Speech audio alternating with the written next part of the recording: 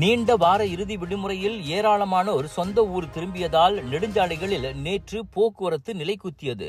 கிளந்தான் நோக்கி செல்லும் சாலைகளில் 28 மணி நேரத்திற்கு நெரிசலில் சிக்கிக்கொள்ளும் அளவுக்கு போக்குவரத்து மோசமாக இருந்தது. ஸ்லாங்கூர் சுங்கை புலோவிலிருந்து பாசேர்மாஸ் சென்று சேர தனக்கு 28 மணி நேரம் பிடித்ததாக ஜி எனும் டிக்டாக் பயனர் பகிர்ந்து கொண்டார். அதுவும் 4 சக்கர மேனுவல் இயக்க வாகனத்தில் அத்தனை மணி நேரம் பயணிப்பது எவ்வளவு சிறந்த அனுபவமாக இருந்திருக்கும் என அவர் நகைச்சுவையாக கூறினார். நெடுஞ்சாலை போக்குவரத்து குறைந்தது 12 மணி நேரம் வரை எடுக்கும் அளவுக்கு வெள்ளிக்கிழமையே மோசமாயிருந்தது.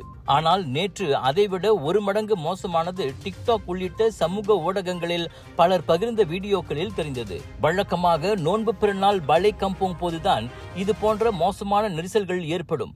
இப்போது சாதாரண நீண்ட வார இறுதி விடுமுறைகளிலும் நெரிசல் ஏற்படுகிறதே என பலர் குறைப்பட்டுக் கொண்டனர். பண்டார் மலாக்காவிலிருந்து கோத்தா பாருவுக்கான பேருந்து பயணம் 14 மணி நேரத்திற்கு நீடித்ததால் தனக்கு மயக்கம் மற்றும் குமட்டலை வந்துவிட்டதாக 18 வயது கல்லூரி மாணவர் ஒருவரும் கூறியுள்ளார்.